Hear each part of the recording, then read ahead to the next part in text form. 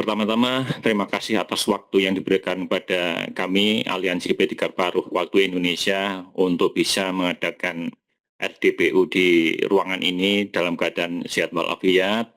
Kami mewakili dari beberapa DPD-DPW seluruh Indonesia ingin menyampaikan apa yang menjadi keinginan kami. Nanti akan kita sampaikan materi yang akan disampaikan kepada Bapak Ibu semua oleh Bu Rini Andika.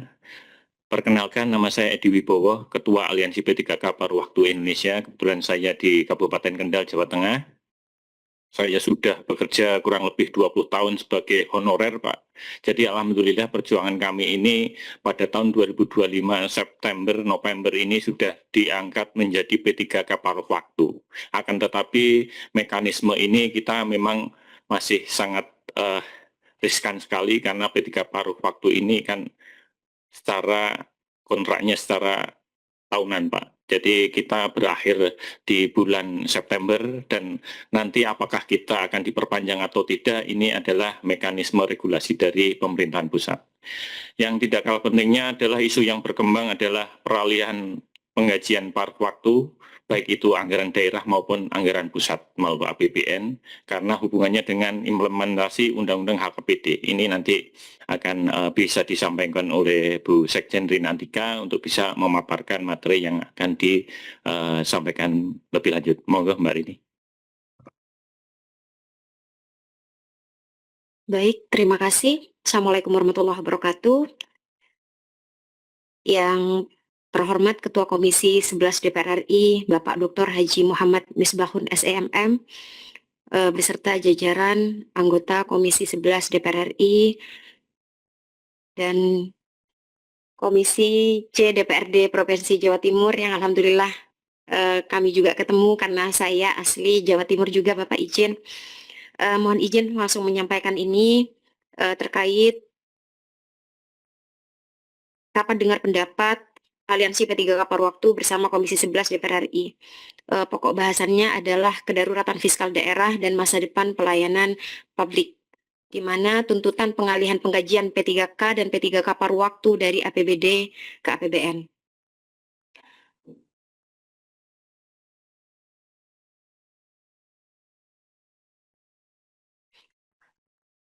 Karena realitas paruh waktu ini sebenarnya bukan pengurangan beban kerja, hanya paruh waktu saja karena melainkan label administrasi untuk menghindari PHK massal bagi honorer yang lulus seleksi tanpa formasi di daerah. Itu kondisi real di lapangan terkait kami. Walaupun sebenarnya P3K paruh waktu ini adalah bom waktu regulasi.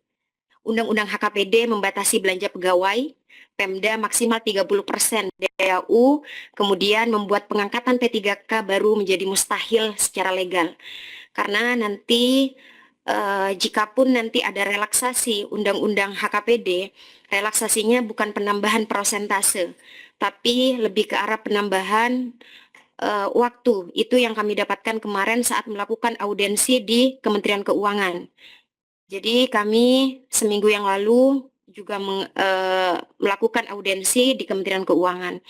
Nah, sehingga nantinya audiensi di Kementerian Keuangan ketemu sama siapa, Bu? Ketemu bagian PA, ya Humas, PAD, sama ada saya catat sebentar, PJBK, DJA. Dirjen Anggaran. Iya, anggaran. Okay. Bagian anggaran. Sehingga solusinya kedaruratan ini adalah sentralisasi penggajian melalui APBN dengan skema e-market DAU, menyelamatkan layanan publik tanpa merusak postur fiskal daerah. Karena kalau tetap dikembalikan kepada APBD, maka penyelesaian tidak akan selesai-selesai. Paradoks label paruh waktu, beban kerjanya penuh waktu ini di garda terdepan layanan publik, baik tenaga guru, tenaga nakes, dan tenaga teknis. Karena sekalipun ada sistem di pendidikan maupun di kesehatan, ada skema-skema pelayanan publik, tanpa teman-teman teknis, ini tidak akan bisa berjalan. Jadi mobilisasinya tetap berkesinambungan antara pelayanan yang dilakukan oleh tenaga guru, tenaga nakes dengan teman-teman tenaga teknis begitu. Nah, status legal ini label paruh waktu sebenarnya disematkan melalui Pan-RB, keputusan Menteri Pan-RB nomor 347 tahun 2024 yang semata-mata memang sebagai solusi menghindari PHK massal. Karena mandat Undang-Undang ASN nomor 20 tahun 2023 di pasal 66 penataan honorer selesai pada Desember 2024.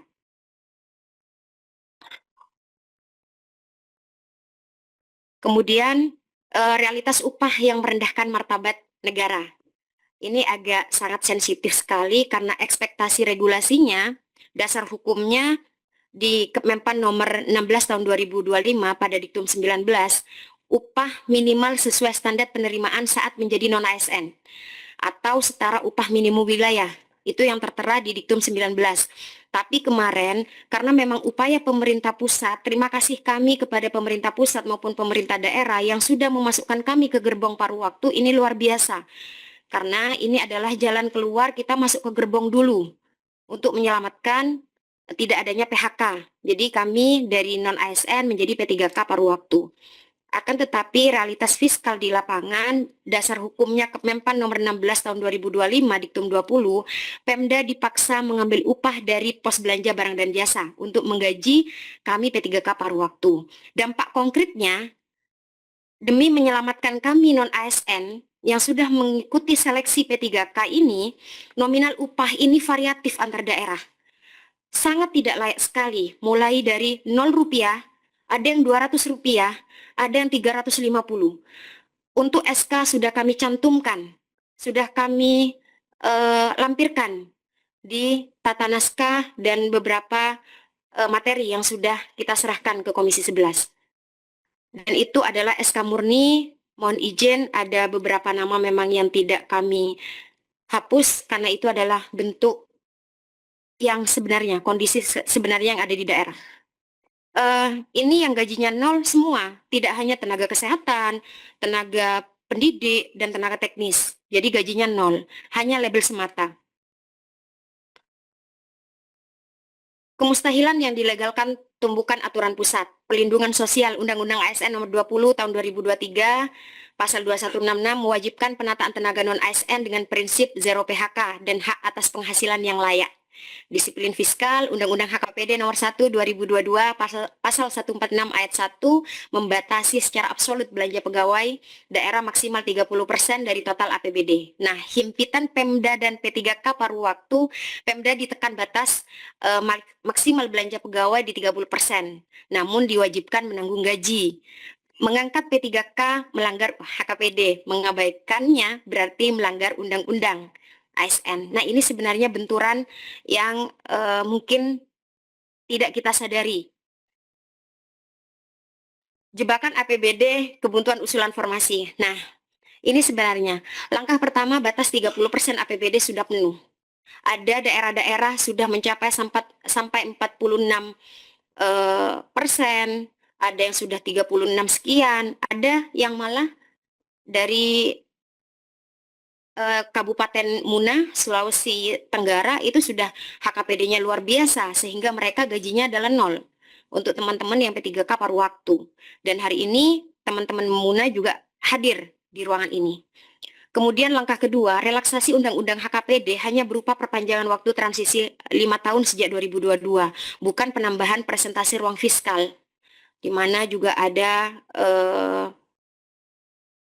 pemangkasan transfer pusat ke daerah. Nah, ini. Kemudian langkah ketiganya, karena 30% ini sudah terkunci, ketakutan institusional. Pemda takut mengajukan formasi tambahan untuk eskalasi P3K paruh waktu. Karena nantinya P3K dan P3K paruh waktu akan menjadi bom kepada pemerintah daerah. Siap.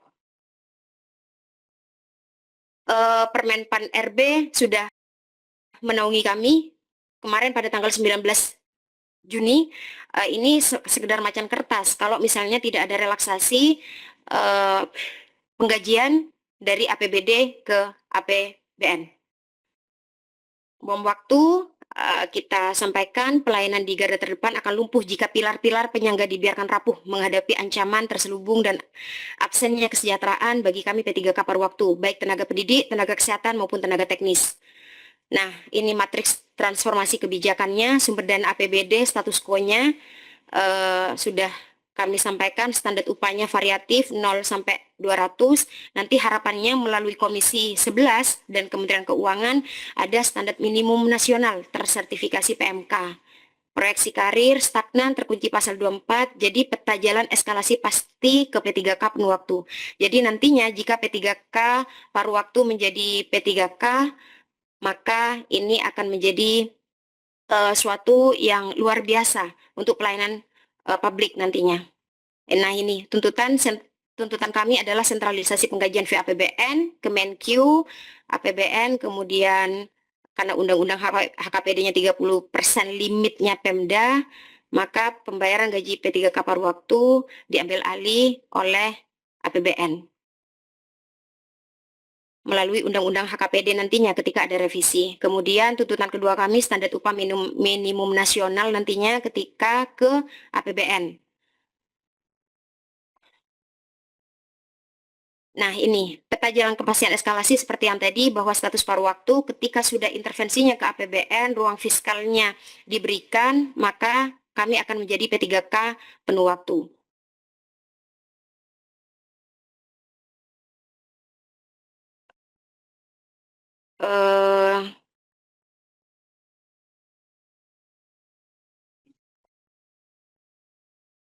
Jadi keseimbangan antara disiplin fiskal HKPD dan perlindungan sosial dari Undang-Undang ASN atau APBN adalah kunci stabilitas nasional yang tidak bisa ditawar. Pengabdian puluhan tahun tidak boleh berakhir pada pemutusan kerja atau pemiskinan struktur hanya karena angka-angka di atas kertas APBD. Komisi 11 kami memohon untuk mengambil langkah proaktif. Terima kasih, cukup dari kami. Wassalamualaikum warahmatullahi wabarakatuh.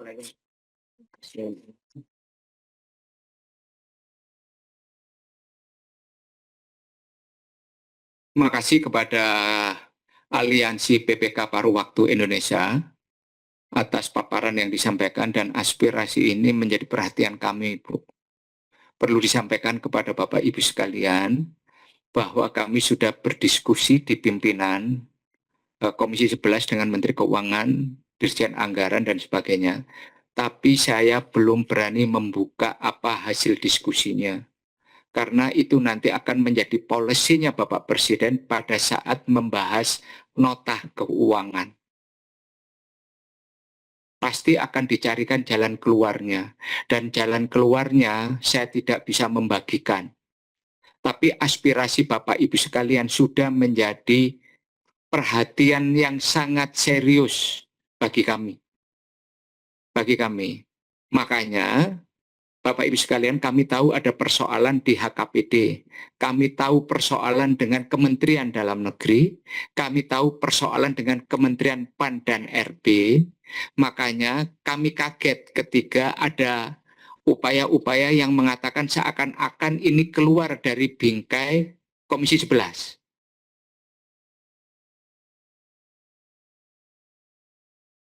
Menteri Keuangan itu habis berdiskusi dengan pimpinan Komisi 11, dengan saya dan pimpinan Komisi 11 yang lain, itu kemudian melakukan upaya-upaya yang sangat serius mencari solusi mengenai P3K. Ini saya sampaikan. Tapi kami tidak mau membuka karena ini harus menjadi keputusannya Presiden. Karena Menteri Keuangan harus melaporkan langsung kepada Bapak Presiden dan menjadi kebijakan. Karena ini kebijakan APBN harus disampaikan di nota keuangan. Kami juga sudah melaporkan kepada pimpinan DPR yang membidangi untuk mengetahui sebagai laporan bahwa kami sudah berdiskusi apa dan sudah menjadi laporan juga untuk dicarikan solusinya secara politik. Jadi kalau Bapak Ibu sekalian mengetahui bahwa pemerintah sedang mencarikan solusi dan sangat fundamental penyelesaiannya. Jadi kalau Bapak Ibu pergi kemana-mana menyampaikan aspirasi ini jadi perhatian kami. Perlu saya sampaikan ini di Komisi 11 di RDPU hari ini. Supaya juga menjadi perhatian bahwa kami mencari solusinya. tentunya karena ini kebijakannya harus datang dari pemerintah, pemerintah sudah proaktif mengajak Komisi 11, Menteri Keuangan karena mitranya, mengajak kami berdiskusi untuk mencari jalan keluar ini. Jadi tolong bersabar, apa yang disampaikan sudah menjadi perhatian, bahkan pimpinan DPR juga berinisiatif mencari solusinya setelah kami melaporkan. Jadi tolong dijaga ini dengan baik, jangan menimbulkan kegaduhan yang menurut saya sudah cukup. Itu cukup aspirasinya disampaikan ke banyak pihak. Dan kami sedang mencari penyelesaiannya. Justru Menteri Keuangan itu setelah berdiskusi dengan kami mengajak Menteri Dalam Negeri, mengajak Menteri Pan-RB untuk mendiskusikan menyelesaikan masalah ini. Karena kewenangan anggaran ada di, tapi Menteri Keuangan harus melaporkan dulu kepada Bapak Presiden. Dan kami di Komisi 11 melaporkan kepada pimpinan DPR tentang ruang diskusi mencari solusi permasalahan terhadap pekerja paruh waktu ini, PPK paruh waktu ini. Jadi saya terima kasih terhadap aspirasi yang telah disampaikan, nanti kami akan mendengarkan. Saya beri kesempatan kepada Bapak Ibu anggota Komisi 11, tadi ada Komisi C dan PPK paruh waktu ini. Saya persilakan. Tapi kita jam 15.30 ini udah harus ketemu Perdana Menteri India sama Bapak Presiden. Jadi kita harus lebih awal selesai. Kan Pak Charles ada yang mau disampaikan? Cukup Pak Jidan? Pak Jidan ini dapilnya Lamongan sama Gresik. Iya. Pak Charles dapilnya Jember Lumajang. Pak Rizky Sadik ini Jatim 6. Blitar, Tulungagung, Kediri. Blitar, Tulungagung, Kediri. Blitarnya kabupaten dan kota, Kedirinya kabupaten kota dan Tulungagung. Pak Wihadi ini Tuban Bojonegoro, paling atas Pak, dari fraksi Partai Gerindra. Saya Pasuruan Probolinggo, yang lainnya ini Bu Putri Purwakarta, Bekasi, Bu Juli NTT, Pak Habib ini Banten dari Partai Keadilan Sejahtera. Pak Jidan Nasdem, beliau dari PAN, Bu Juli Nasdem, Pak Wihadi Gerindra, Bu Putri Komarudin dari Golkar. Ada yang mau disampaikan? Izin Cukup. Silakan. ya. Assalamualaikum warahmatullahi Ini, Pak, wabarakatuh. Bapak tadi aspirannya sudah disampaikan, Pak. Iya. Saya ngasih kesempatan kepada anggota saya dulu, Pak. Bapak tadi kan aspirasinya sudah saya dengarkan. Gitu. Gitu. Cukup. Cukup untuk dihitung. Jadi HKPD itu sedang kita lagi proses untuk diamandemen ulang, Pak. Kita tahu permasalahannya. Saya ini termasuk dulu yang membahas. Bu Putri juga ikut ya, Pak Wihadi juga ikut itu. Itu Pak Charles juga ikut dulu membahas undang-undangnya.